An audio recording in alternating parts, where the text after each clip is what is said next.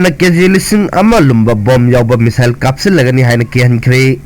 KG Lising ama Hena Lumba bom Yaoba missile Kapsingani Haina Iran gi Revolutionary Guard Corps FUBIKHRE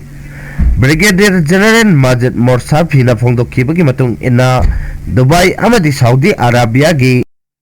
Rajtanura Oil Refinery na chingba maru oiba infrastructure singda attack chathabaga loinana American amasung Israeli military gi base da attack chathabagi chang hengalagali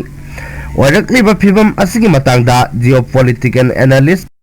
ka ansel terror na hai Iran gi anoba lalong chathanaba thorang lokhalakpana maram oiraga Middle East da hojik thokliba wathok asida anoba mayol ama parak lagani Middle East ki oina missile masing khwaidagi yamna leiba lebak Iran na oiri Washington the West Over Center for Strategic and International Studies ki report matung ina angi kilometer lising ohumsan na kapangamba nuclear missile lai hairi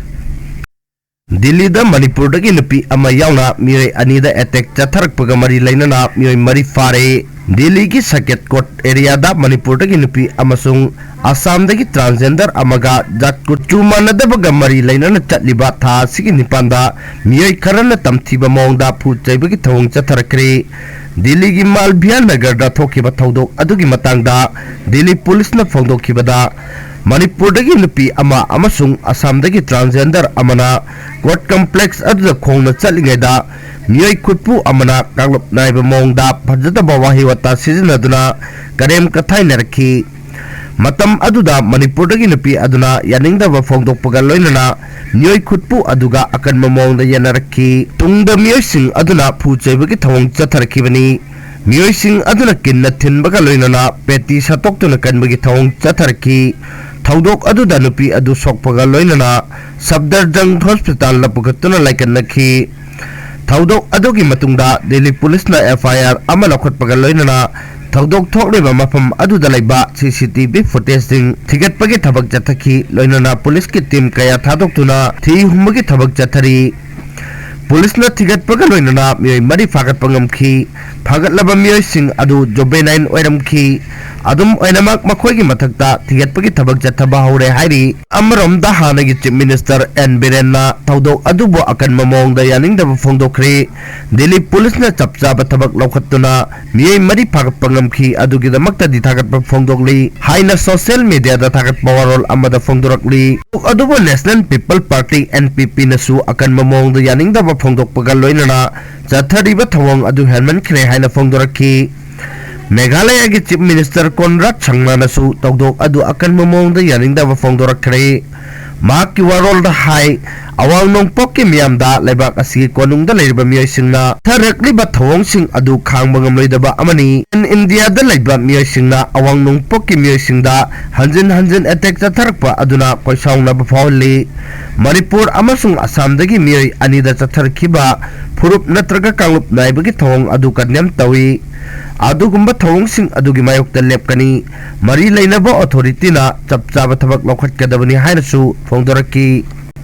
NUPI lakh ahumga makhaida senthok hengalanaba self group ki khuthangda lupa crore 350 pinaba athubada notice thoklagani haina chief minister Yumnam Khemchana phongdokhre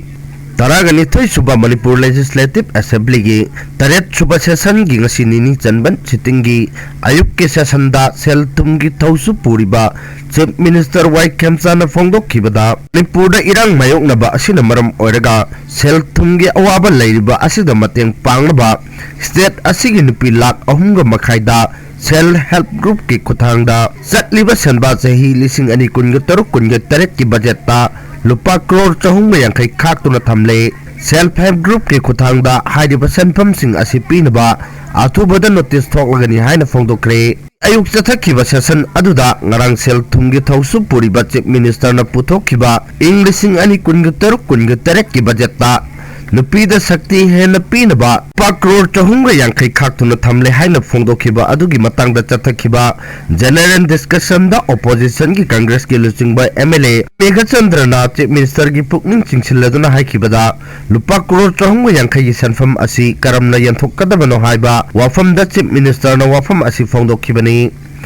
Chief Minister na makhatana haikibada beneficiary oina khallaba nupi singda ba chahi ahum dileptana lupa lising tara DBT gi khuthangda scheme asigi khuthangda pinaba laingangna thubada miyamda kanghanaba notification amasu thoklagani haiki masigi matangda Chief Minister na House report tara su table tawki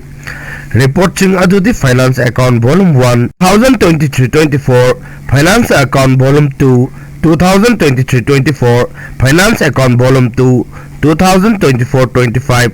control and auditor general report appropriate account ani kunga humdai kunga mari lising ani kunga mari kunga manga Yangkai humdai suba annual administration report of Manipur Public Service Commission amasung MN marriage registration run lising ani kunga taruk ni masigi matungda supplementary demand for grant lising ani kunga mga kunga taruk ki lenga ki tongan ba department ki supplementary demand singsu ayat palaitana house pass ki ngasi Chief Minister na House pass ki ba report ta MN marriage registration run lising ani kunga taruk asi state asi chana na ba lenga na gazette notification thok lagani asi MN marriage act lising ang mga sama pan mapan ni makha chana gani kana gumbal hungrada ba khudimak party anina magi lairiba bride and groom na mana lairiba district adugi DC amasung district magistrate na authorized toba legang na piba sub register haplaba persingda nupagi register tawna buwa from kaya rules da yauri ngasi sa thakiba session adugi ayuki mifamda deputy CM nemta kipgen MLA LM khokte MLA ngursalung amasung MLA ledamang hopkipsu virtually oina sarugya ki hairi Jenims the bomb Tamjinduna Akia KANBIBA yaning de Hari Jenims the second Dabasina bomb Tamjinduna Akia KANBIBA yaning de Haina Jenims Students Association Amadi contract staff nursing na wakan bifam chathakre Jenims complex ki ladies hostel block number 2 da ngasi chathaki wakan mifam aduda singyam laba medical institution ki mahiroi sing amadi thau pangthok liba contract nurse staff kaya na saruk yakhi wakat mifam adugi matangda Jenims Students Association ki president ayang bawahing bamna hai haukiba March tareta Jenims ki administrative section ki academic block ta chakhangdaba singna bom thamjinduna aki akhang piba thaudo asi laibak thibani loinana akan MAONGDA condemn tawi haiki Jenims asi medical institution ama oina mahi tampham sang ama oibata natna hospital oina ana layang bagi hiramda state asigi oina achoba thaudang loduna lakli pangthok liba doctor nurse staff amadi mahiroi singda akia khang piwa haiba sianing de masigi mahutta phanamak yaning daba layraga su ingna chikna phaminarga wariwa tai tawduna yasinnaba praknaba honabana aphaba oigani violence ki thabak thoram chatharak pathong asi